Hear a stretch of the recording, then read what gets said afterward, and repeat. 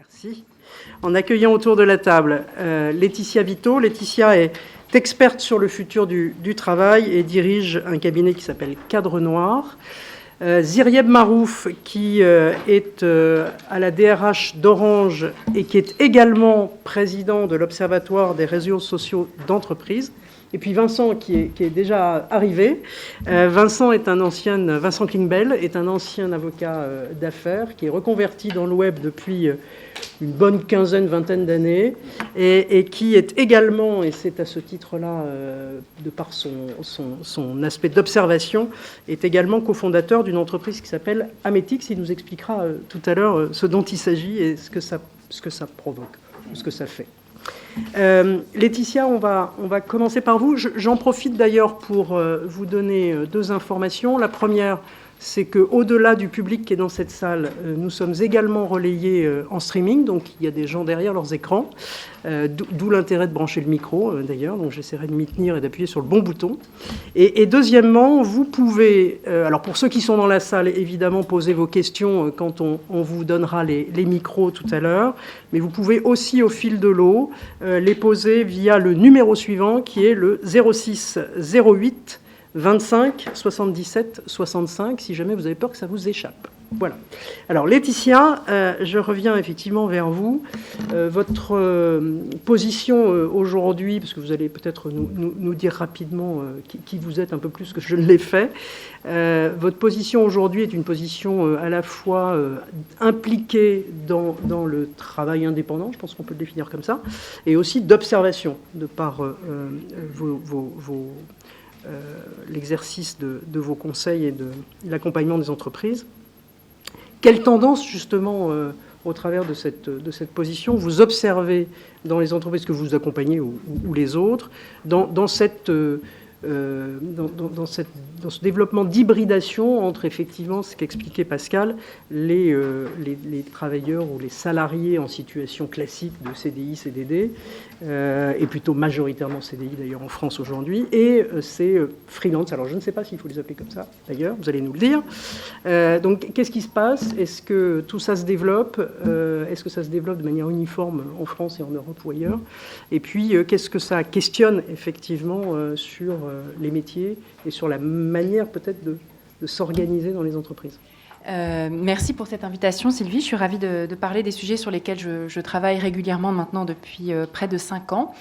Et je collabore beaucoup avec des startups, des plateformes numériques, des acteurs du numérique au sens large, et évidemment beaucoup de freelance, de collectifs de freelance, et puis tout l'écosystème qui se constitue autour de ces nouveaux travailleurs, des nouvelles sociétés d'assurance, des nouvelles formes de syndicalisme, ou en tout cas des nouveaux collectifs, des nouvelles manières de négocier collectivement.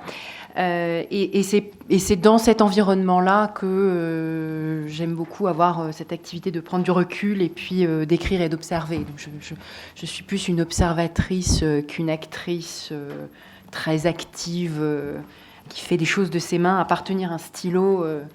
Voilà. C'est ce que je fais essentiellement. Et donc, c'est pour ça que j'ai créé ma société, pour finalement apporter ce travail de recul. Et puis peut-être aussi créer certains ponts avec des entreprises plus traditionnelles qui connaissent moins cet univers du numérique et les méthodes et la culture qui y est dominante. Alors la question que vous posez sur les tendances, elle est finalement plus difficile qu'il n'y paraît, parce que ce mot de freelance n'est pas un mot finalement très installé encore dans notre vocabulaire. De quoi parle-t-on? De qui parle-t-on? Quand on parle d'entreprises étendues, comme l'a dit Pascal Lucchetto, effectivement, on parle de quelque chose qui n'est pas totalement nouveau. Ça fait au moins depuis les années 90 qu'on en parle. Quand on parle d'externalisation, c'est-à-dire de postes qui étaient internes à l'entreprise et que petit à petit on confie à des entreprises externes, et d'hybridation comme ça dans la main-d'œuvre, là aussi, c'est pas nouveau. En réalité, les cabinets de conseil en stratégie en parlent depuis les années 60, et le phénomène est devenu assez massif à partir des années 70, avec ce dogme dominant à l'époque qui était: il faut externaliser tout ce qui ne fait pas partie de votre cœur de métier. Alors, grande question sur ce qu'est le cœur de métier, peut-être qu'on y reviendra. Et donc depuis cette époque-là, ça a été d'abord les femmes de ménage, le personnel de restauration, et puis petit à petit tout un tas de services, supports ou autres, qui ont été confiés à des sociétés extérieures. Et donc voilà, cette hybridation, elle est déjà bien installée dans le paysage. Alors finalement, les freelances, qu'est-ce qu'il y a de nouveau là-dedans? Est-ce vraiment quelque chose de nouveau et de qui parle-t-on? Alors le vocabulaire, le mot, alors en anglais, freelancer, c'est toutes les personnes qui ne sont pas salariées. Et en français, la manière dont on utilise le mot, c'est pour désigner une population très particulière de travailleurs indépendants qui, en gros, travaillent dans le numérique ou dans des choses qui sont liées au numérique. C'est un petit peu comme ça que ce mot-là a fini par s'imposer. Et je dirais s'imposer, c'est pas encore certain que ce soit imposé, parce que tout le monde ne l'utilise pas. Et donc la grande difficulté, puisque le vocabulaire n'est pas très installé, c'est qu'on manque beaucoup d'indicateurs pour savoir de qui on parle. On a beaucoup un problème de mesure du phénomène. Combien y en a-t-il dans les entreprises? Il y a encore 2 ans, quelqu'un avait demandé au PDG d'Orange, vous avez des freelances, combien avez-vous de freelances chez vous? Alors Stéphane Richard se retourne vers son collaborateur le plus proche et dit des freelances, on a ça chez nous. Et évidemment, Orange est l'entreprise qui utilise le plus massivement des freelances, mais il ne s'agit pas de lui jeter la pierre. Il n'a effectivement pas d'indicateur. Et il, comme tous les DRH, ne sait pas de qui on parle. Et donc ce phénomène est difficile à appréhender parce qu'il y a un certain nombre d'acteurs qui sont des intermédiaires, qui sont des sociétés de services, des ESN, des SS2I par exemple, des cabinets de conseil. Tout ce monde-là envoie des individus. Certains sont indépendants, d'autres ne le sont pas en termes de statut juridique. D'ailleurs, parmi les indépendants, il y a des statuts très très variés. Donc qu'est-ce qu'on mesure? Comment on le mesure? C'est extraordinairement compliqué. Et finalement, les mesures qu'on a ou les indicateurs qu'on a sont des manières un petit peu détournées d'appréhender le phénomène. Donc, par exemple, on a des chiffres des plateformes de freelance et des missions qu'elles ont auprès des grandes entreprises. Donc les chiffres qui ont été divulgués récemment par la plateforme Malte, avec laquelle j'ai beaucoup travaillé pour écrire des livres blancs, a montré qu'effectivement des entreprises comme Orange faisaient partie des plus gros clients de la plateforme, qui utilisent la plateforme pour faire appel à des freelances. Et la plateforme ayant ceci de particulier par rapport à une société de service, qu'elle est vraiment un intermédiaire qui ne s'engage pas sur un service dans sa globalité, et surtout dans un service qui serait clé en main. Donc voilà, enfin, tout ça pour dire que c'est difficile d'appréhender cette réalité-là. On confond parfois freelance et puis le statut d'auto-entrepreneur, alors qu'en fait le statut auto-entrepreneur est un des statuts des indépendants, simplement créé de date récente, il y a une dizaine d'années maintenant. Il a effectivement transformé le paysage des travailleurs indépendants, parce que les travailleurs indépendants ont atteint leur chiffre minimum au début des années 2000 en France, l'époque où le salariat était archi-dominant. Le salariat a monté jusqu'à l'an 2000, et puis à partir de l'an 2000, on a commencé à avoir une petite légère remontée du travail indépendant, mais léger. On est aujourd'hui à entre 10 et 11% en France, c'est pas non plus l'explosion comme on le dit parfois. Et à partir de l'an 2000, la date clé en France, c'est vraiment la création du statut d'auto-entrepreneur, date à partir de laquelle, tout d'un coup, effectivement, on a quand même un afflux de nouveaux travailleurs qui rejoignent le rang des travailleurs indépendants et qui transforment la composition de ce groupe très hétérogène des travailleurs indépendants, composé traditionnellement des professions libérales, des médecins, des avocats, des commerçants, des artisans, des professions qui sont souvent bien organisées, parfois réglementées, qui ont leurs institutions, qui ont leurs codes, qui ont leur culture, qui ont leur forme de protection sociale, plus privatisée ou plus individualisée, mais néanmoins très bien structurée. Et donc les nouveaux indépendants qui ont rejoint ces rangs-là sont différents. Et là, effectivement, on a des données quand même assez intéressantes, fournies par des plateformes par exemple, mais par d'autres aussi, sur ces nouvelles populations. Qui sont-ils? Alors pour beaucoup, ce sont des professionnels qui sont sur des métiers qui étaient plutôt salariés il y a 10 ou 15 ans, qui sont beaucoup tirés par les métiers de l'IT, des technologies de l'information, donc l'informatique, les métiers du numérique, les développeurs, les data scientists, les designers, les graphistes, donc il y a tous les métiers de l'image aussi autour. Petit à petit, d'autres métiers se rajoutent, comme des métiers du marketing numérique d'abord, des métiers du conseil liés au numérique, donc par exemple des experts en SEO, savoir comment vous êtes référencé, comment vous apparaissez en ligne, des community managers, voilà, toute cette énorme quantité de métiers plus ou moins nouveaux d'ailleurs autour du numérique, et que les entreprises s'arrachent parce que là où autrefois l'informatique était, on va dire, un petit peu appréhendée comme des tuyaux. L'informatique, dans les années 70, c'était quelque chose que l'on confiait à des professionnels, IBM notamment, de la même manière qu'on confiait la construction des ponts et des routes à des professionnels, et cela pouvait parfaitement être externalisé. C'était externalisé sous forme un peu de boîte noire, on confiait ça à des experts. Et puis petit à petit, avec la révolution de l'Internet, le numérique est devenu ce sujet stratégique qui rejoint à nouveau le cœur du métier, parce qu'on se rend compte qu'en tant que grande entreprise, que si on perd le contact, le lien fort et intime avec l'utilisateur,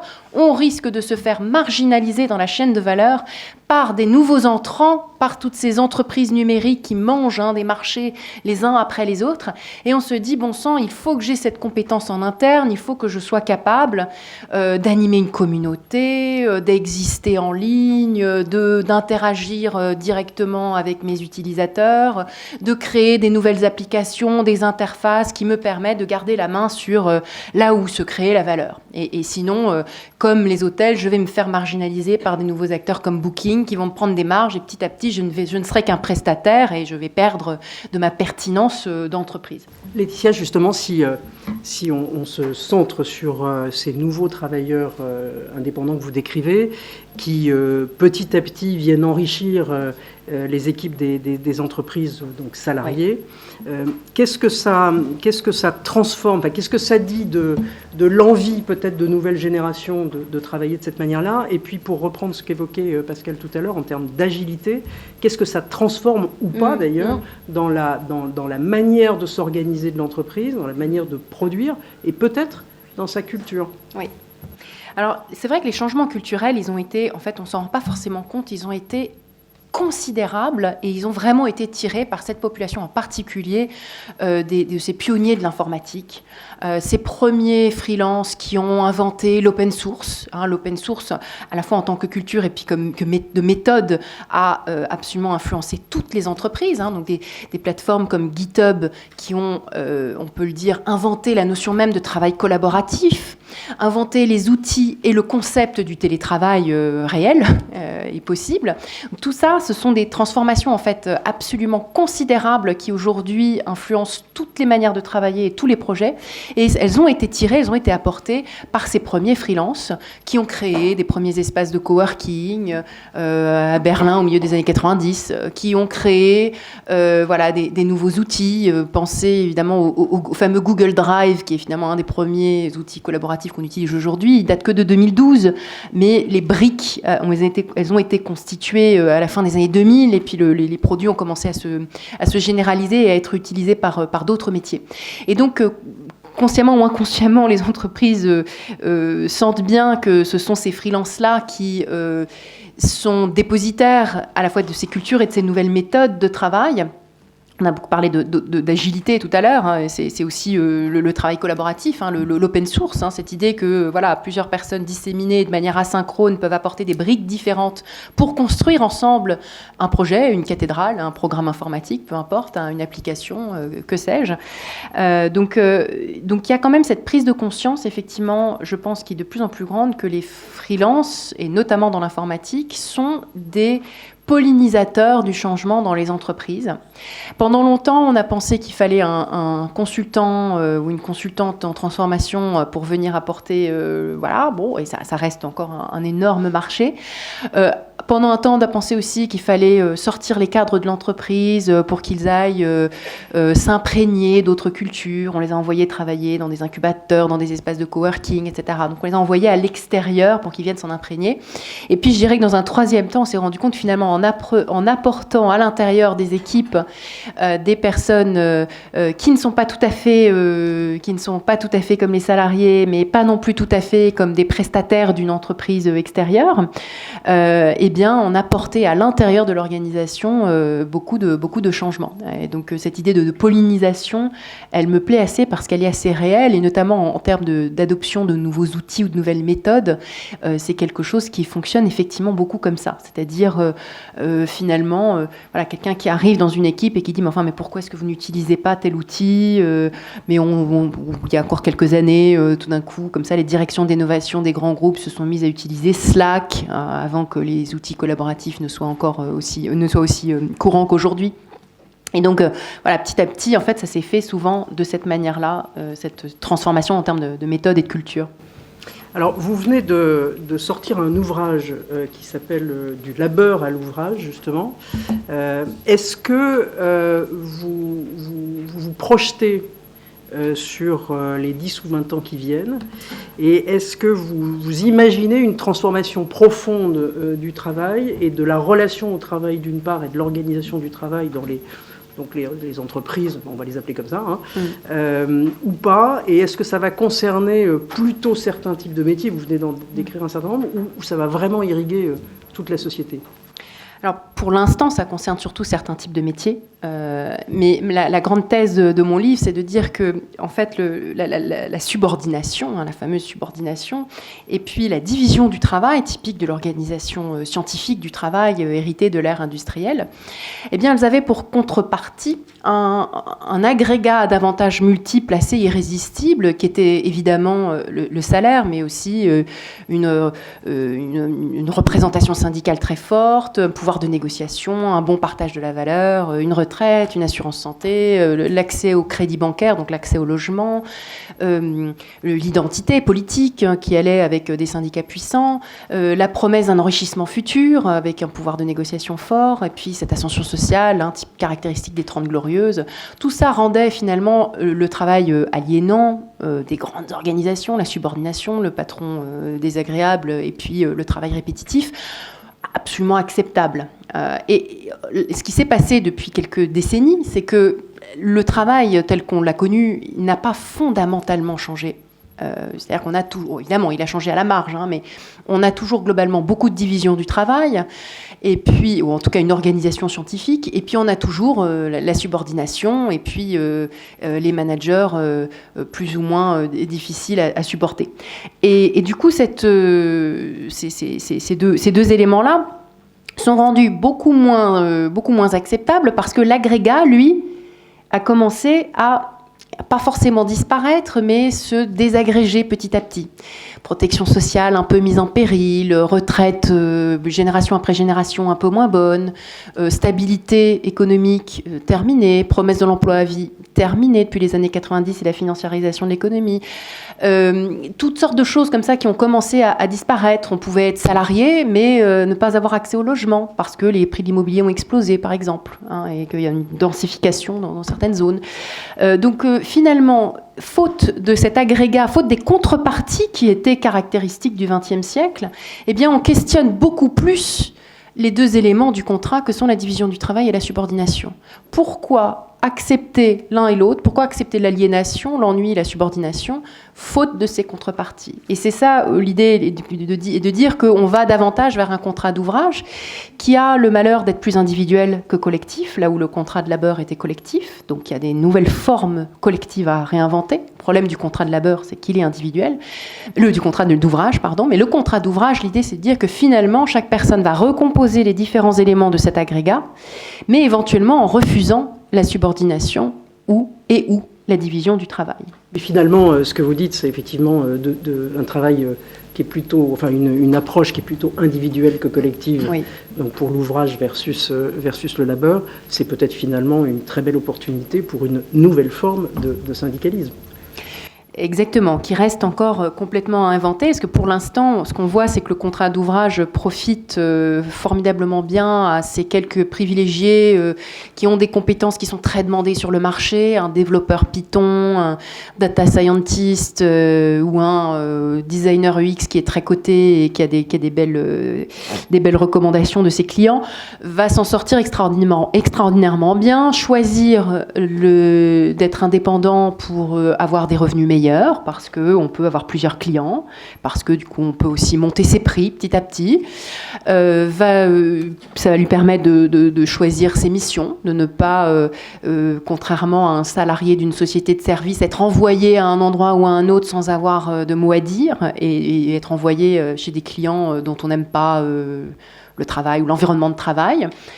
Donc ça donne effectivement cette énorme liberté, éventuellement un peu plus de maîtrise de son emploi du temps, de son temps privé, temps professionnel, une redéfinition aussi du rapport à l'espace avec beaucoup plus de travail, de télétravail, beaucoup plus de travail asynchrone, et de travail collaboratif. Donc tous ces pionniers du contrat d'ouvrage qui sont plutôt privilégiés, la question est de savoir comment est-ce que ça peut permettre d'infuser dans d'autres métiers qui n'ont peut-être pas la même position sur le marché. Et là, je n'ai pas de réponse toute faite. Ma conviction est que certains grands principes ou certaines grandes valeurs comme l'autonomie, la responsabilité, la créativité peuvent permettre de valoriser d'autres métiers, y compris des métiers qui sont aujourd'hui peu valorisés, mais ça reste un vœu pieux plus qu'aujourd'hui une observation de la réalité. Merci beaucoup Laetitia, vous restez avec nous puisqu'on aura des questions de la salle tout à l'heure. Je me tourne vers Ziryeb Marouf. Alors Ziryeb, je vais te tutoyer puisqu'on se connaît depuis longtemps, donc on va pas se planquer derrière le vouvoiement. On a cité Orange, mais on ne va pas en fait parler d'Orange en tant qu'Orange. Ce n'est pas le but de ta présence aujourd'hui ici. Tu es donc à la direction des ressources humaines chez Orange. Tu as en charge en particulier le projet Plaza, qui est justement la plateforme collaborative qui réunit tout parti, dans tous les cas une grande partie des collaborateurs du groupe dans le monde. Et on va surtout parler tu vas surtout nous parler de ton expérience managériale, donc du côté plutôt pratique, au travers effectivement de ce prisme de l'entreprise étendue et du fait que je ne le savais pas, mais vous êtes donc de très forts utilisateurs de cette nouvelle forme de travail. Donc, on a choisi effectivement que tu nous parles de ce témoignage. Qu'est-ce que tu peux nous dire à la fois de ton activité, mais aussi de la manière dont tu l'exerces, et y compris dans un schéma étendu, puisque je crois que ton équipe est elle-même étendue. Merci pour cette invitation, Sylvie. Alors, une toute petite précision, en fait, depuis quelques mois, le travail que l'on fait a été rattaché à une nouvelle direction chez Orange, qui est la direction de la transformation du groupe, qui est rattachée à un membre du COMEX.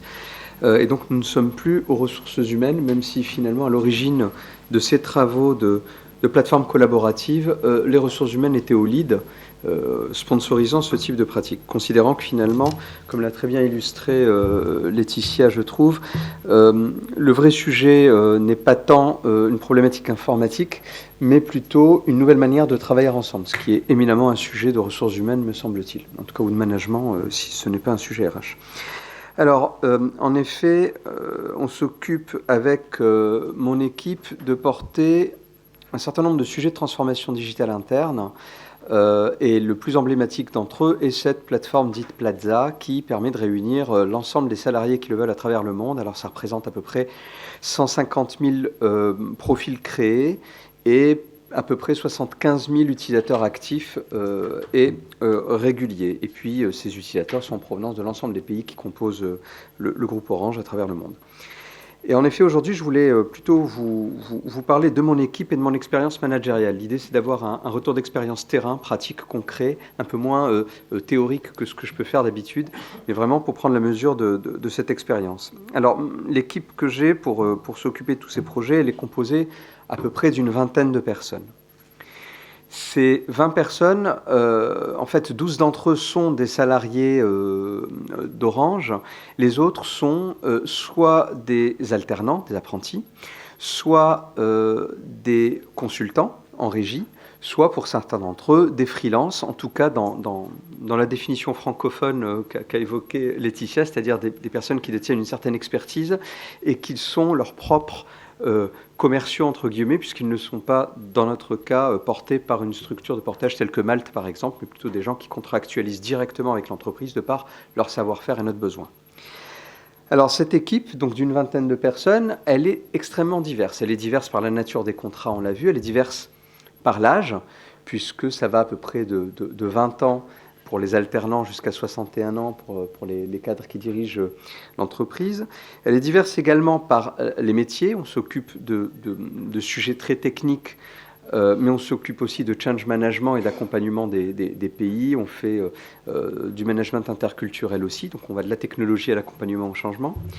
Elle est différente dans sa composition également dans les lieux de travail, puisque une partie des collaborateurs travaillent sur Paris, d'autres sur Blagnac, et enfin les derniers sont souvent en déplacement, en télétravail ou travail à distance. Et enfin, une diversité, enfin si on peut appeler ça une diversité, je dirais plutôt une représentativité qui représente bien la société dans laquelle on vit, puisqu'on a autant d'hommes que de femmes dans cette direction. Voilà pour la composition de l'équipe. Peut-être souhaiterais-tu évoquer nos modes de fonctionnement? À la fois, oui, effectivement, les modes de fonctionnement dans cette équipe, et puis comment ça interroge ton management, finalement, parce que je suppose que ça n'est pas tout à fait la même chose que de manager des personnes qui sont strictement en lien de subordination. Alors, c'est très juste. Mes premières expériences managériales, il y a quelques années, étaient relativement traditionnel. L'ensemble des salariés appartenaient à l'entreprise. Il y avait des équipes, des managers d'équipe et un manager d'équipe. Pour réussir à trouver du sens dans ce que l'on fait avec la diversité des actions que l'on porte et la diversité des profils, il fallait absolument trouver une autre manière de collaborer. Et notre réseau social, notre plateforme collaborative est l'un des chaînons, l'un parmi d'autres, qui nous permet de travailler différemment. Alors comment on travaille? D'abord, c'est une équipe. Je veux dire, qu'importe si les gens sont des permanents, des alternants, des anciens, des nouveaux ou des externes, pour réussir nos projets, il faut que ce soit une équipe. Cette logique One Team, elle s'exprime à travers la visibilité la plus transparente possible de nos actions, des tâches que l'on a à faire et des projets auxquels on s'affaire. Le reporting, par exemple, qui se fait traditionnellement d'une personne vers son manager, dans notre logique de fonctionnement, se fait à 360. C'est-à-dire qu'une fois par semaine en moyenne, c'est assez souple, c'est pas rigide, ça se fait relativement spontanément, une fois par semaine, les uns et les autres, de l'alternant jusqu'au patron de la direction que je suis, décrit ce qu'il a fait dans la semaine, les faits marquants avec qui il a travaillé, quels ont été les livrables, les moments plaisants et puis peut-être les moments un peu plus irritants. Et de ce fait, tout le monde sait tout le temps ce que fait tout le monde. Alors on pourrait penser à une forme de tyrannie de la transparence, mais c'est pas du tout le cas. L'idée, c'est que chacun puisse se sentir appartenir à un tout, quel que soit son statut, quelle que soit son expérience, quelle que soit sa responsabilité. On va avoir également une logique de leadership tournant, c'est-à-dire que dans la composition de l'équipe, il y a des leaders en charge des rapports internationaux, c'est-à-dire la relation à l'ensemble des pays qui composent Orange, d'autres qui sont plutôt sur les sujets de maintien en conditions opérationnelles de plateformes techniques, les troisièmes qui vont plutôt travailler sur la logique éditoriale, de communication, d'animation, de community management. Et ces métiers sont très différents, et dans chacun de ces métiers, comme on est une vingtaine au total, évidemment, on n'est pas si nombreux que ça, eu égard je dirais, aux responsabilités que l'on a. Eh bien, à chaque fois qu'il y a un moment fort dans l'activité de la direction, par exemple un événement international ou par exemple une nouvelle application que l'on sort, tout le monde se met au service du pilote qui porte le projet. Et d'une certaine manière, on est tous, à un moment donné de l'année, managers d'une vingtaine de personnes. Puisque quand on va, par exemple, préparer l'Université d'automne, qui est un événement international qui nous permet de gérer des connexions interpays pour prendre les meilleures expériences de ce qui se fait sur notre plateforme ici et là, et on va tous se mettre au service de Pascal pour faire en sorte que son événement soit réussi, sachant que Pascal, sur son sujet, ils sont deux à travailler là-dessus. Voilà pour ce retour. Et puis, plus généralement, l'idée, à la fois à travers du reporting, mais aussi des prises de parole, qu'elles soient internes, externes, sur Twitter, sur LinkedIn, c'est que chacun puisse être fier de ce qu'il fait. Et on est dans une logique où, y compris les plus jeunes, peuvent manifester leur enthousiasme à avoir participé ou avoir piloté un projet. Donc d'une certaine manière, la prise de parole se veut la plus libre possible, en interne comme en externe. Alors, tu parles effectivement d'équipe, certes de transformation de management, mais finalement, ça reste un management d'équipe, oui. sans faire de distinction particulière sur les statuts des uns et des autres quand on est tendu vers l'objectif. Est-ce que vous êtes allé chez Orange, ou toi plus particulièrement, sur une réflexion autour d'une forme, je dis bien d'une forme puisque les statuts sont différents, de rémunération variable commune qui permettent de tendre effectivement toute l'équipe vers un seul objectif? Ou est-ce que c'est compliqué?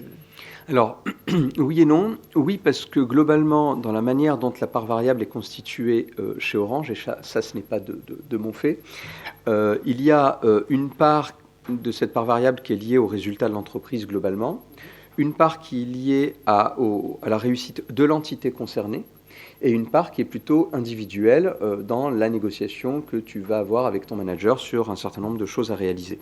Donc, by design, je dirais que la part variable pour les salariés d'Orange prend en compte une dimension collective, une dimension individuelle.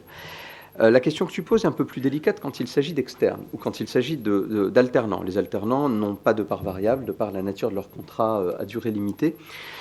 Mais il y a d'autres formes, je pense, en tout cas à ma main, de reconnaissance qui vont passer, je l'évoquais tout à l'heure, à travers la capacité de chacun d'être très fier de ce qu'il fait et de l'affirmer haut et fort. Quand nous sortons, par exemple, un certain nombre d'ouvrages qui décrivent les meilleures réalisations que l'on fait, les gens qui ont participé à cet ouvrage vont être cités nominativement et reconnus et récompensés par l'image et par la reconnaissance. Quant aux consultants, deux choses peut-être. La première, c'est le grand respect qu'on leur porte. On n'est pas dans une logique où on a des ressources un peu venues d'ailleurs et dont on ne se mêle pas, qui sont juste là pour faire un travail et disparaître. On est vraiment à travers cette acceptation complète dans l'équipe et ce respect du travail qui est fait, cette reconnaissance du travail qui est fait, en les intégrant aux séminaires de direction, aux réunions d'équipe et même aux festivités. C'est une autre manière de dire merci et de reconnaître la qualité de leur travail. Et donc, de ton point de vue, c'est un système qu'on peut qualifier d'idéal ou il a des failles?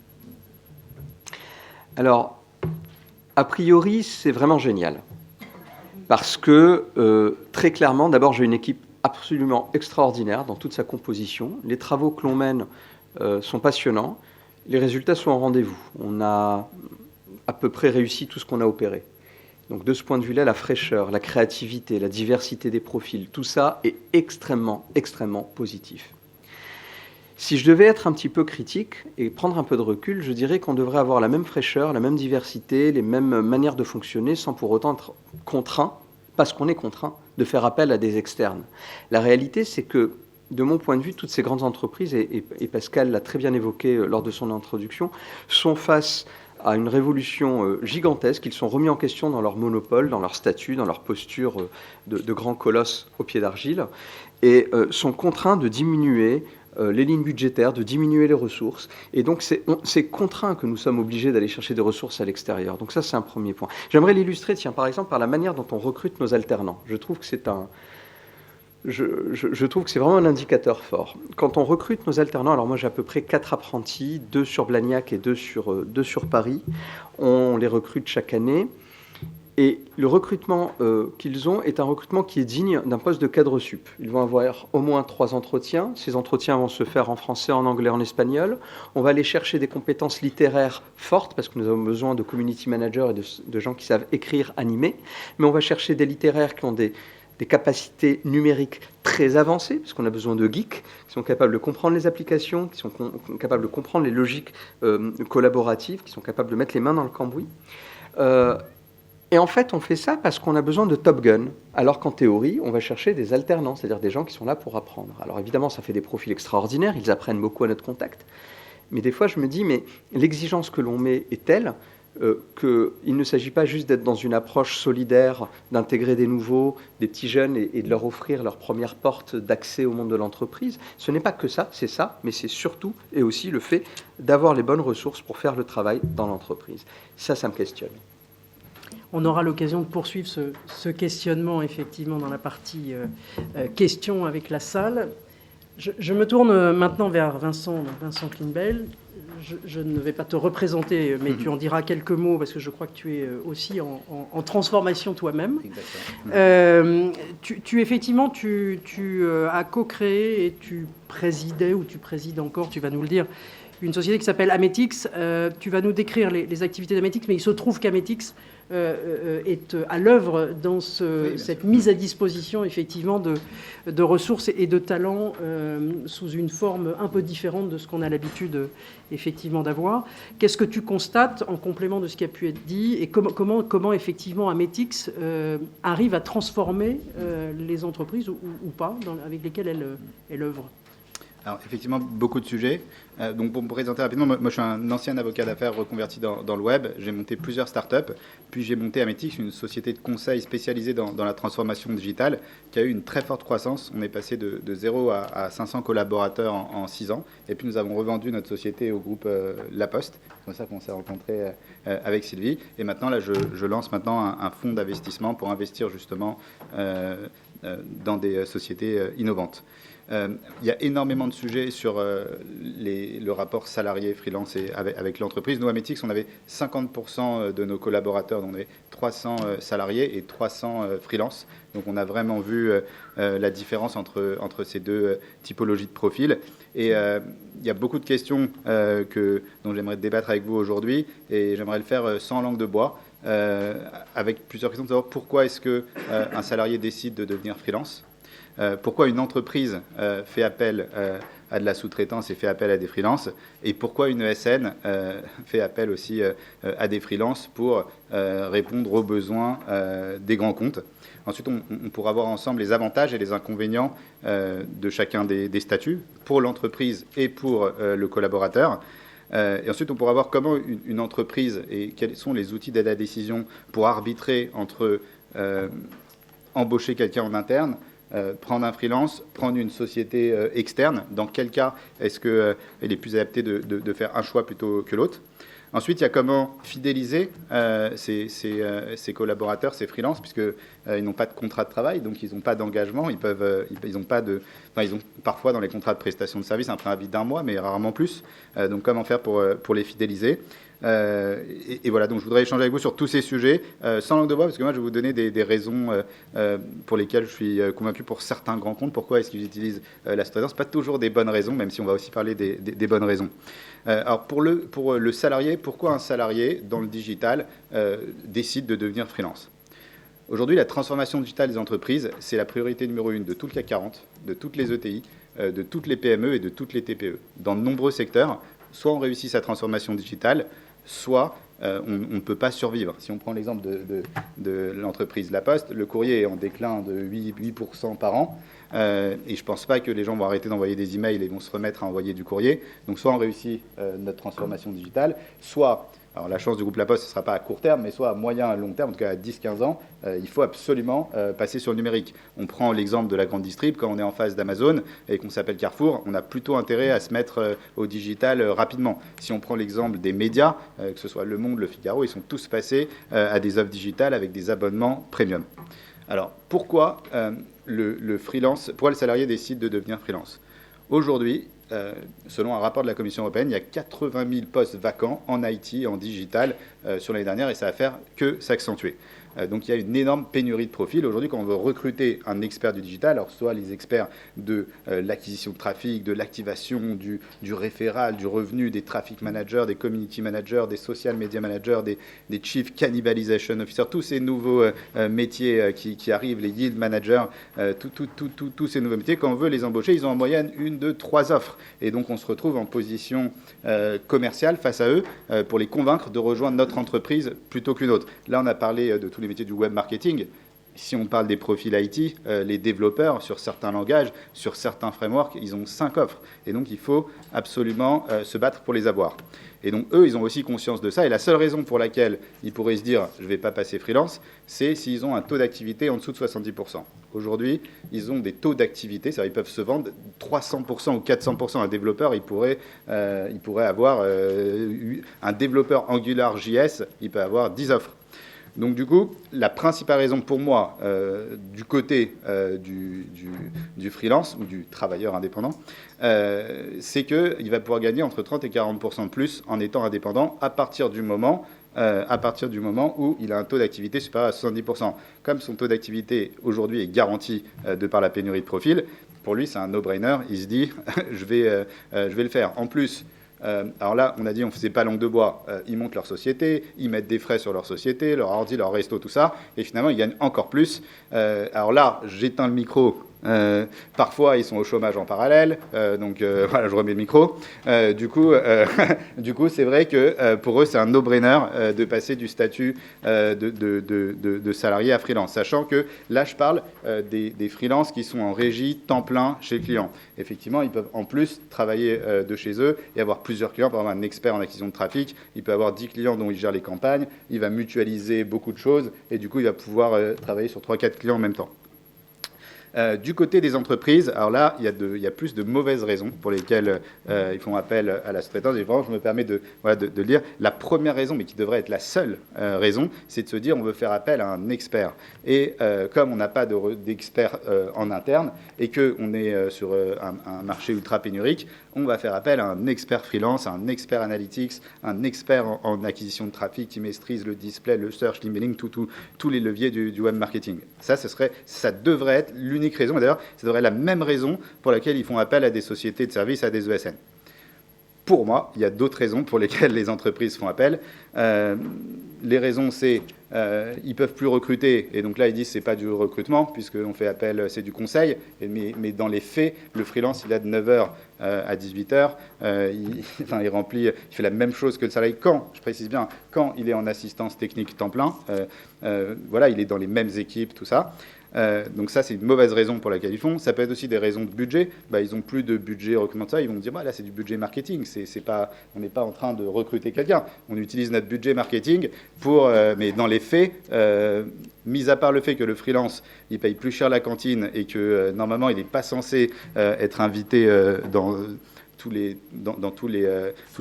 certaines réunions internes. À part ça, pour moi, il fait exactement le même travail. Ce qui pose un problème juridique, puisque un contrat de travail est réuni quand il y a 3 éléments. C'est le travail effectif, et là, le freelance travaille effectivement.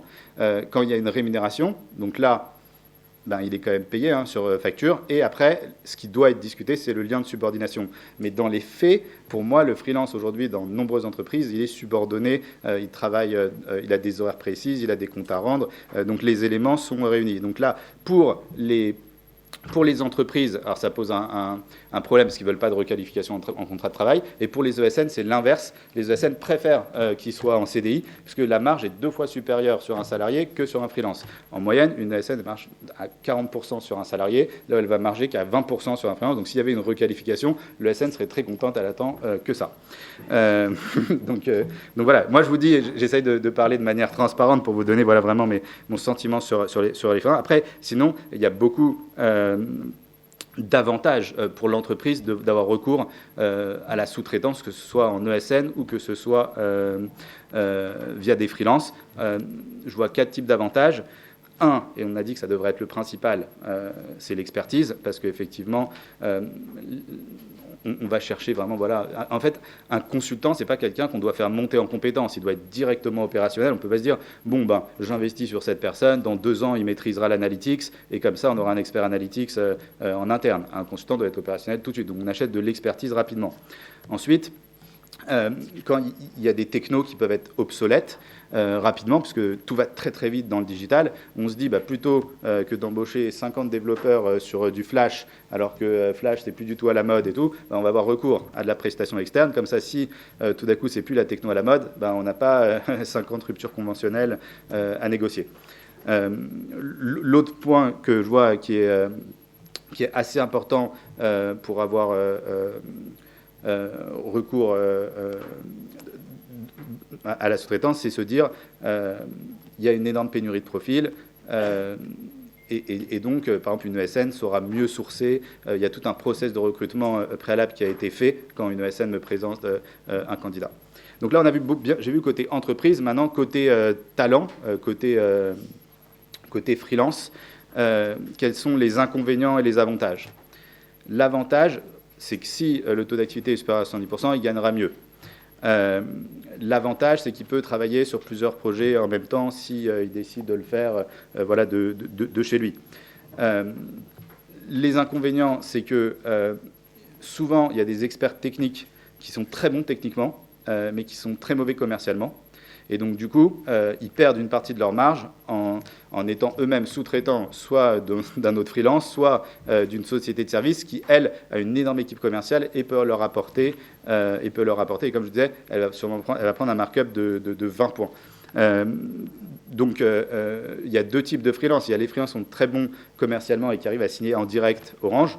Et donc, pour eux, c'est génial parce qu'ils ont vraiment une meilleure rémunération. Mais ceux qui ne sont pas très bons commercialement sont obligés de soit monter en compétence, soit de perdre une grosse partie de leur marge. Ensuite, il y a énormément de contraintes. Il y a des contraintes administratives. Il faut qu'ils créent leur société. Il faut qu'ils aient un expert comptable. Donc, il y a énormément de contraintes juridiques et réglementaires auxquelles ils ne sont pas préparés. Et donc, souvent, il y a aussi... souvent, les freelances ne se rendent pas compte que des grands comptes, parfois, il suffit de mal envoyer une facture ou de ne pas avoir reçu le bon de commande et derrière, ils peuvent être payés à 3 mois, 6 mois pour une erreur administrative. Et souvent, le freelance n'a pas le cash nécessaire. Enfin, il y a un besoin en fonds de roulement, en fait, en général, les freelances aiment être payés à 30 jours, mais parfois, ils peuvent être payés à 45, 60 jours. Et donc, du coup, il faut avoir un peu de trésorerie d'avance pour se lancer. Comment arbitrer, quand on est en entreprise, entre prendre un freelance, embaucher un salarié ou une société externe? Pour moi, il y a plusieurs choses à analyser. Donc, on va prendre un exemple simple, l'exemple d'un traffic manager, l'expert en acquisition de trafic. La première question, je pense qu'il faut se poser, c'est quel est notre budget? Imaginons qu'on dépense 30 000 euros par an en acquisition de trafic sur AdWords. Ma reco serait de prendre une agence spécialisée dont le modèle est souvent à la perf, donc ils vont prendre 10% du montant géré. Donc vous achetez pour 30 000 par an d'AdWords, ils vont vous prendre 3 000 euros. Donc là, quand on a un petit budget, je conseille vraiment de prendre une société externe, une agence web. Si voilà, c'est un budget intermédiaire, on peut se dire que c'est bien de prendre quelqu'un quand même en interne, un consultant ou un salarié, pour pouvoir piloter les agences, et pour pas que l'agence profite du manque de compétences internes pour trop facturer. Je dis toujours que quand on fait appel à une agence, c'est bien d'avoir un expert interne capable de la challenger, parce que sinon elle peut en profiter. Et enfin, si voilà, c'est des plus gros budgets, donc là, autant prendre un consultant expert vraiment qui va pouvoir lui-même gérer les campagnes. Autre point dont je n'ai pas parlé sur les freelances, c'est que quand on est freelance, on ne peut pas évoluer de la même manière qu'un salarié en termes de filière et de carrière. Et sur les postes de top manager, on prend parfois des managers de transition, mais pour une durée courte. Mais en étant freelance, c'est rare de réussir à arriver. Enfin, il n'y a pas de freelance dans les COMEX ou il n'y a pas de freelance dans les permanents, hein, je parle. Donc, si on veut avoir voilà, peut-être. Mais après, et alors, il y a un autre sujet aussi, c'est que souvent, les clients essayent d'embaucher les freelances en CDI. Par exemple, il y a McKinsey qui vient en consulting et ils vont tenter de l'embaucher en CDI. Alors ça, c'est vrai, et c'est quelque chose qui arrive assez fréquemment. Donc les sociétés de services n'aiment pas trop parce qu'on leur embauche leurs consultants. McKinsey n'aime pas trop, mais après, ça leur fait des alliés internes. Ça leur fait des alliés internes qui peuvent après les recommander. Bon, j'adore ce sujet, je peux en parler des heures. Hein. Donc voilà, et puis il faut savoir que là, on est dans le digital, on est dans une bonne période, donc puisqu'il y a énormément de besoins. Mais c'est vrai que quand les temps sont plus durs, il suffit d'avoir, je sais pas, 1 ou 2 mois d'inactivité, et là, ça devient moins intéressant d'être freelance que d'être salarié. Donc il faut aussi prévoir cela quand on décide de devenir freelance, c'est qu'on n'a pas de sécurité. Quand on part en vacances, on facture pas. Si on tombe malade, il y a des assurances privées, mais sinon on est moins bien protégé qu'en étant salarié. Donc ça aussi, il faut le prendre en compte. Maintenant, voilà, on constate que face à la pénurie de profils, il y a de plus en plus de freelance et les entreprises qui refusent de faire appel aux freelance, elles passent à côté de belles opportunités où elles mettent beaucoup plus de temps à recruter que celles qui sont ouvertes à avoir un mix freelance salarié. Vincent, il y a une question dans tout ce que tu as dit, il y a une question qui me titille quand même, et je vais te la poser, avec une réponse courte parce qu'ensuite on passe à la salle, aux questions de la salle. En t'écoutant, j'ai quand même l'impression qu'un certain nombre d'entreprises qui pilotent leur transformation, la pilotent avec, et tu l'as dit, tu as employé ce mot, avec des ressources fraîches, en termes de compétences, s'entend. Et finalement, quelque part, elle s'exonère un peu ou beaucoup de la formation et notamment de la gestion prévisionnelle des emplois et compétences qu'elle devrait faire et qu'elle doit faire légalement. Tout à fait. Et là, tout à l'heure, vous parliez de McKinsey ou toutes les BCG, on va citer toutes, comme ça, il n'y a pas de souci. Ce n'est pas McKinsey en particulier. C'est vrai que parfois, j'ai l'impression que les entreprises, alors, je parle encore sans langue de bois là, les entreprises, parfois, ont l'impression que ces sociétés de conseil sont des compagnies d'assurance où on dit c'est comme McKinsey m'a dit que je pouvais faire ça, si ça se passe mal, attendez, c'est McKinsey ou c'est BCG qui m'a dit de le faire. Et c'est vrai que souvent on a trop recours à la sous-traitance et au consulting au lieu de faire soi-même les choses et de monter en compétences. On se dit je vais prendre un expert qui va m'accompagner. Et c'est vrai que du coup l'entreprise ne bénéficie pas de toute cette montée en compétences. Et dès que le freelance ou que la société de conseil va travailler chez un autre client, on ne garde pas la compétence en interne. Alors peut-être on peut se dire le fait d'avoir travaillé avec des internes pendant quelques temps, il y a eu un petit transfert. Mais c'est vrai que l'idéal pour une entreprise, ce serait de faire monter en compétence ses salariés, d'avoir très peu recours à la sous-traitance parce que d'avoir les best in class en interne. Ou à tout le moins d'organiser ce métissage de manière à ce que ce soit profitable à tous. Merci beaucoup Vincent, Laetitia, Ziryeb, vous restez avec nous. On va maintenant laisser la parole à la salle. Donc je suppose que vous faites comme moi, vous appuyez sur le bouton rouge si vous voulez poser une question. Vous vous présentez rapidement pour qu'on sache qui vous êtes et vous posez donc votre question concise si c'est possible, pour qu'on puisse en prendre plusieurs. Monsieur. Yves Sornelas. Bon, moi, j'ai une société de consulting qui s'appelle IS Service Management, mais je suis tout seul. Je suis un ancien d'Orange Business Service, il y a longtemps. Et j'avais déjà la moitié de mes gens du réseau qui étaient des prestataires externes. Alors, je vous raconte une anecdote, et puis ensuite, vous verrez mes questions. L'anecdote est la suivante. J'enseigne dans une école d'ingénieurs, entre autres, aussi dans des écoles de management, et ils ont des majors métiers. Alors, il y a une majeure consulting. En général, ils ne la choisissent pas parce qu'ils ne savent pas ce que ça veut dire. Mais bref, je les récupère. J'en récupère 40 dans une classe, puisque c'est moi qui fais consulting. Et je leur demande pourquoi ils veulent faire du consulting. Ils veulent tous faire du consulting. Ils ont bien compris, ESN, etc. Ouais, c'est super, on va changer de métier, on fera que des choses intéressantes. Bon, et au bout d'un moment, je leur explique qu'en fait, ils ne sont que des intérimaires de luxe. Alors évidemment, des jeunes ingénieurs qui ont fait bac S, donc ils sont l'élite forcément, ils sont plus intelligents que les autres, à qui vous dites qu'ils sont des intérimaires, ça les choque un petit peu. En fait, on a des inconnus sur l'organisation du travail. Qu'est-ce que c'est qu'un consultant? Quelles sont les études, y compris académiques, Pascal, qui tournent sur les métiers du consulting? Qu'est-ce qu'on y fait? Qu'est-ce qu'on y analyse sur les taux de marge des entreprises de consulting? Il se trouve que, comme je suis un peu vieux, j'appartiens à une génération qui a inventé, entre les cadres CFDT et les cadres CGT, le portage salarial. Vous savez, c'était ces vieux qui trouvaient qu'il y avait un statut un petit peu compliqué, etc. Alors, je vous cite 4 secteurs. Domaine de l'informatique, depuis toujours, parce que je viens de ce métier, 50%, en gros, de l'ingénierie est fabriquée par des gens qui sont externes. Donc, qu'on appelle des prestataires ou des consultants. Pour le domaine des bureaux d'études électroniques, vous allez chez Valeo aujourd'hui, enfin non, ils viennent de les virer. Vous allez dans les boîtes électroniques ou chez Thales, 50% des bureaux d'études sont des prestataires externes à plusieurs statuts. Vous prenez l'industrie pétrolière. Tous les expatriés qui travaillent sur les chantiers et qui font tous les métiers sont des prestats. Durée pour retrouver un boulot, 16 jours. Donc c'est super, on touche le chômage entre les missions, 4 300 € d'indemnité de chômage, ce qui est bien.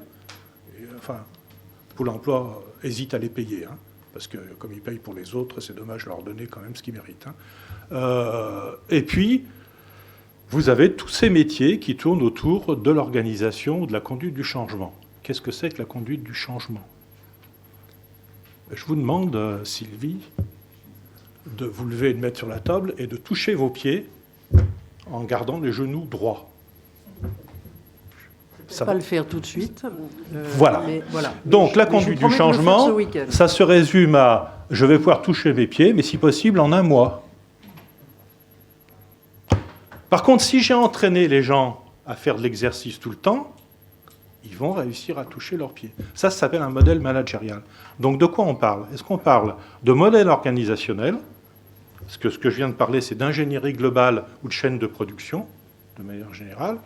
Ou est-ce qu'on parle de modèles managériaux? Qu'est-ce qui se transforme? Le numérique accélère-t-il les modèles managériaux? Tout simplement, on a oublié, je vous entendais, monsieur Marou, vous êtes bien plus jeune que moi, donc sans doute que vous ne connaissez pas les 14 principes de management de Deming.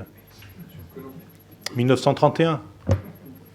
Bah oui, vous voyez, on a des retours comme ça, hein, voilà, on a des retours comme ça, sur des problématiques où on se pose ces questions depuis longtemps, sauf qu'on prend un grand coup dans la gueule aujourd'hui, parce qu'on est obligé d'aller vite, et que l'entreprise étendue, qui est une notion organisationnelle, s'étend à des tas de dimensions. Donc moi, ma question, est-ce qu'on peut se résumer à regarder les start-up?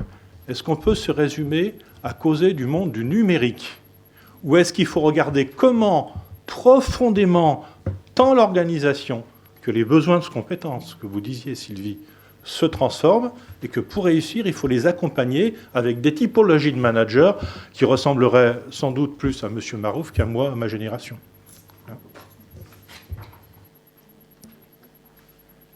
S'il n'y a pas d'autres questions, si, il y en a une là-bas. Si. Oui, on va y répondre, mais on va peut-être prendre une ou deux autres questions et on fera une réponse groupée. Allez-y, monsieur. Pierre Pignol, je suis syndicaliste à la DRH d'Orange. Et à la formation, entre autres. Moi, je vais à la fois faire un témoignage et puis des réflexions, des questions sous forme de... Mais en revanche, si vous pouvez faire court, voilà. Vu le temps. Donc, en termes de témoignage, je me suis retrouvé à une réunion d'épée face à une DRH qui était en fait une CDD. Et je lui demandais combien de CDI elle allait faire.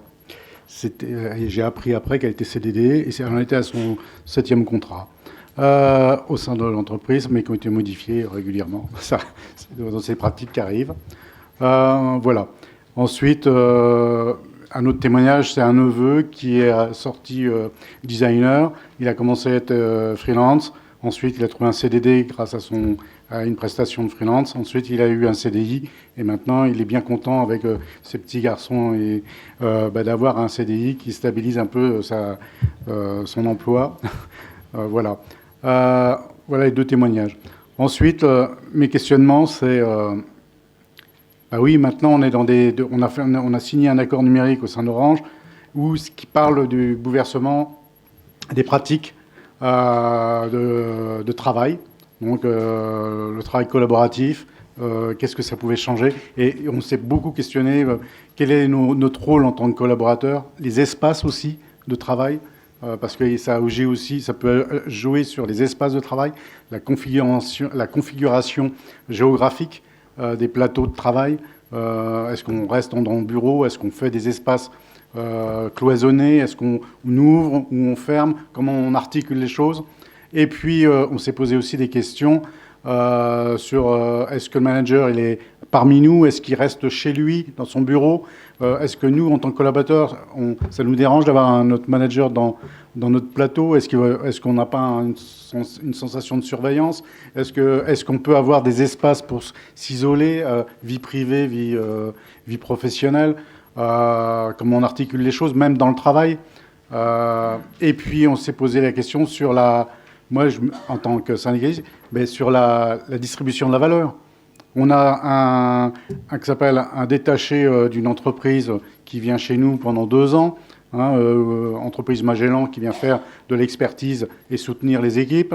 Et puis on a un freelance qui est là, un CDD, et puis comme l'entreprise Orange, quelque part, se doit d'avoir beaucoup d'apprentis pour absorber un certain nombre de jeunes, ce qui fait que ça fait un volant d'apprentis tous les ans, et lesquels ne peuvent pas être recrutés par l'entreprise, parce que si on les recrute tous, l'an prochain, on ne peut plus avoir d'apprentis.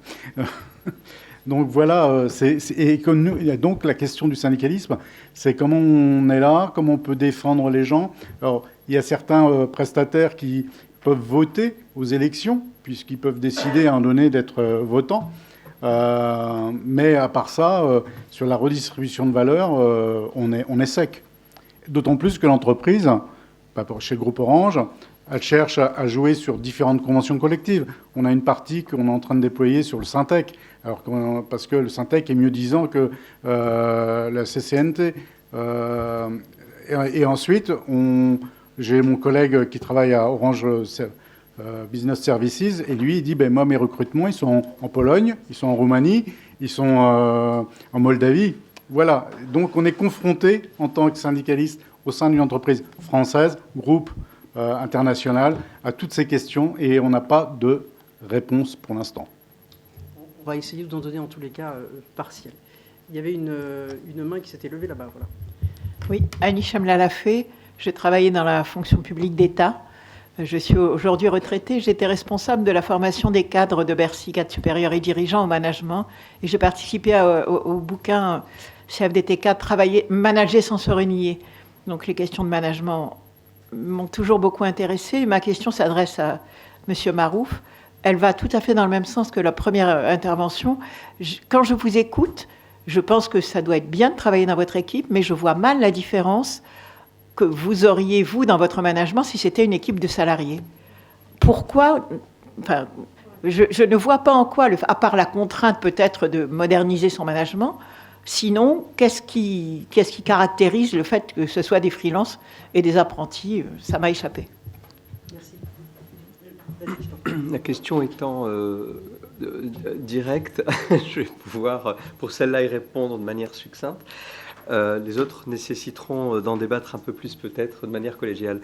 Alors, vous avez tout à fait raison, madame, et c'était très probablement le sens de ma conclusion, en tout cas de la réponse à la dernière question de Sylvie. En l'occurrence,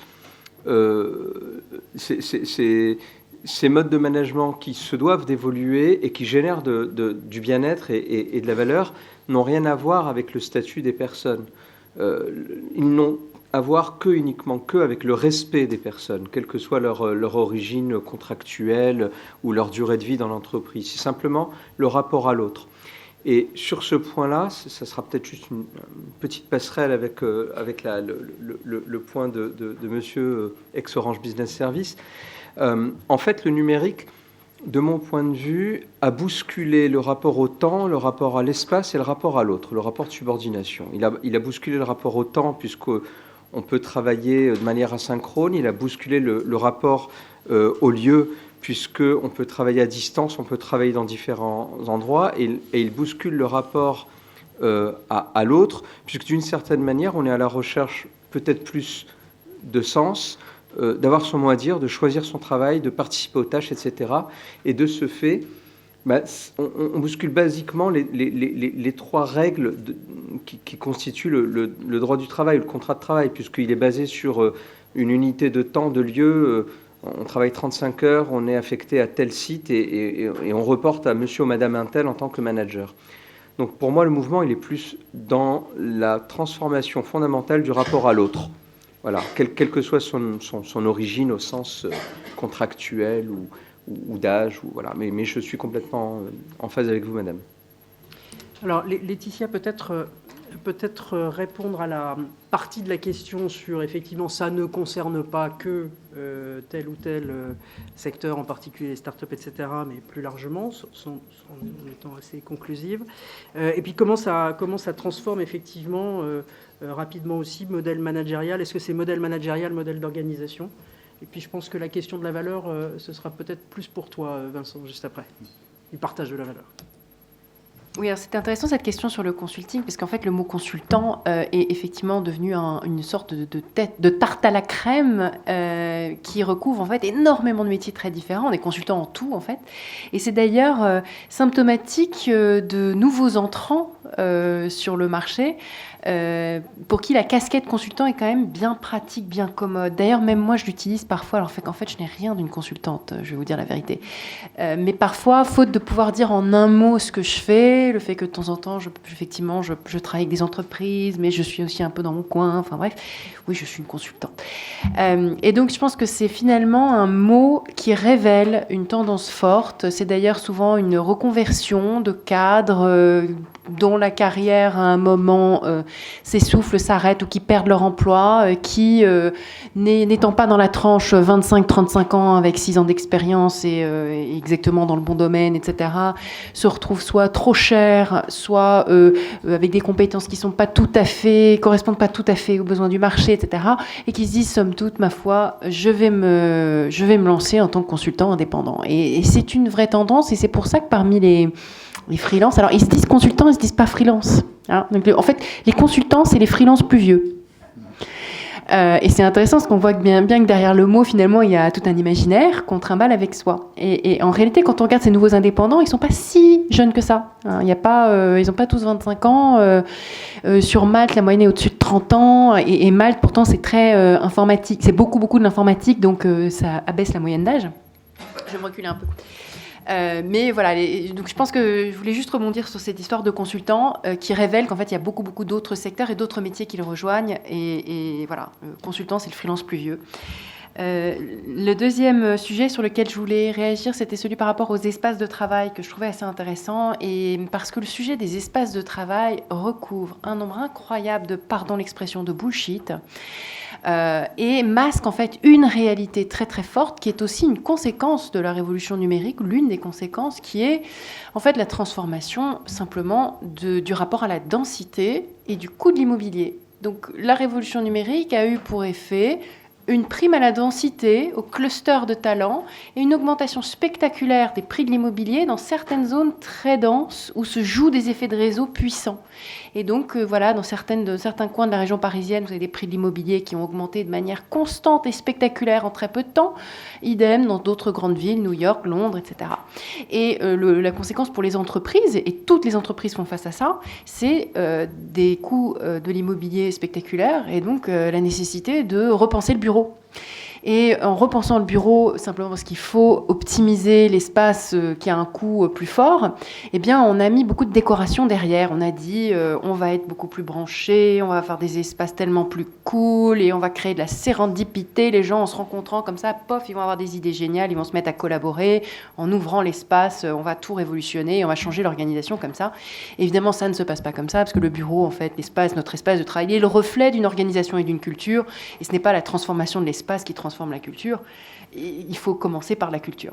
Donc ça, c'est une petite parenthèse. Et donc sur le sujet de l'espace, c'est intéressant parce qu'on est face à une double contrainte aujourd'hui qui est, on a une obligation de densité, c'est-à-dire qu'il faut avoir son bureau, son espace là où se trouvent les grappes de talent si on veut mettre la main dessus, parce que ça va être très difficile de recruter les meilleurs les développeurs AngularJS et autres si on a des bureaux en lointaine banlieue.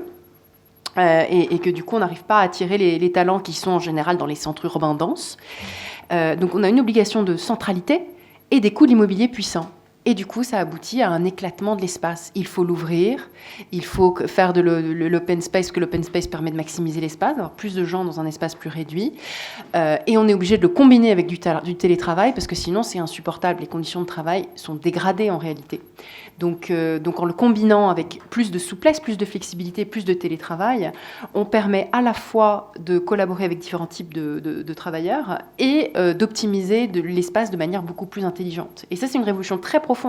Ma conviction, c'est que le télétravail est aussi un facteur de transformation du management très puissant. Parce qu'on se rend compte, les managers réticents, récalcitrants, se rendent compte que finalement, la boutique continue à tourner. Ça marche, le monde ne s'est pas effondré parce que j'ai autorisé une journée de télétravail à mes collaborateurs. Et petit à petit, c'est la stratégie des petits pas, on se rend compte qu'on peut effectivement se mettre à du travail asynchrone, qu'on peut se mettre à d'autres méthodes de travail. Merci beaucoup, Laetitia. Vincent, peut-être un petit commentaire sur le sujet d'une nouvelle forme de partage de la valeur entre les salariés et les différents statuts de type freelance qui gravitent autour ou avec. Sur le partage de la valeur du travail effectué. Il y a plusieurs problématiques. Déjà, il y a une problématique juridique. Il faut, dans les contrats de prestation de services, bien préciser, parce que sinon ça peut être reproché qu'il y a une cession de tout ce qui va être créé par le freelance. Je prends l'exemple d'un designer. Il faut d'une part bien préciser qu'il y a une cession des droits, mais aussi il faut déclarer à la maison des arts, tout ça. Je vois, pour chaque métier, il y a des formalités administratives de la part de l'entreprise pour pouvoir utiliser après juridiquement le travail qui va être effectué. Et après, ce que je disais tout à l'heure, c'était la grosse problématique, c'est que par définition, c'est pas le cas tout le temps, parce qu'il y a des freelances qui peuvent rester 5, 6 ans, 7 ans dans la même entreprise. Je l'ai vu de nombreuses fois. Néanmoins, je crois que en général, au bout de 3 ans, on ne doit plus garder un consultant. On ne peut pas garder plus de 3 ans un consultant, mais cette règle n'est pas tout le temps appliquée. Donc, comme par définition, donc c'est une mission qui est censée être éphémère. Il faut un transfert de compétences, sinon ça peut être compliqué pour l'entreprise. Et je pense que quand il y a des sujets techniques qui sont fondamentaux, il faut qu'il y ait un interne, au moins un interne dans le projet.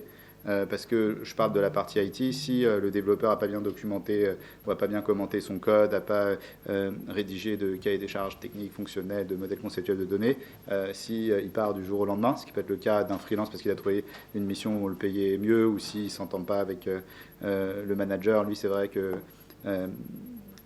théoriquement il n'est pas censé y avoir de lien de subordination, donc il peut décider de partir. Donc c'est vraiment stratégiquement, et il ne faut pas non plus donner des postes à trop de responsabilité à un freelance. Et ça me fait penser à autre chose dans le comportement aussi du freelance. Si je prends par exemple l'exemple d'un freelance sur la partie business development, un freelance commercial, maintenant il y en a aussi de plus en plus. Ce que je constate pour avoir travaillé avec certains, c'est qu'ils estiment que parce qu'ils sont freelance, ils ne sont pas obligés de venir de 9h à 18h, parce qu'ils sont freelance.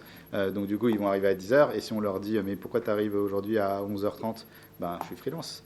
Donc du coup, c'est vrai que ça pose aussi des problèmes, puisque il va dire « mais non, il n'y a pas de lien de subordination entre nous, donc du coup, tu es juste un client, donc voilà, je viens quand je veux de ça. » Et ça peut donner un mauvais exemple après aux salariés qui pensent après qu'eux aussi peuvent tous venir à 11h30. Donc du coup, il y a énormément de sujets dont on pourrait parler entre les freelances et les salariés. Et c'est vrai que souvent aussi, l'impression que j'ai, que je pourrais un peu reprocher aux freelances, c'est qu'ils ont l'impression, et pour moi c'est pas tout à fait le cas, d'être des entrepreneurs. Pour moi, un entrepreneur, c'est quelqu'un qui a des salariés, qui prend énormément de risques, qui va avoir, je sais pas, énormément de responsabilités. Or là, aujourd'hui, le freelance, son taux d'activité, il est de 300%, donc il ne prend pas trop de risques, il n'a pas de salariés, et il se considère comme un entrepreneur, alors que ce n'est pas vraiment un entrepreneur. Et si le client ne le paye pas 2 jours après, il va dire « mais pourquoi vous m'avez payé 2 jours après alors que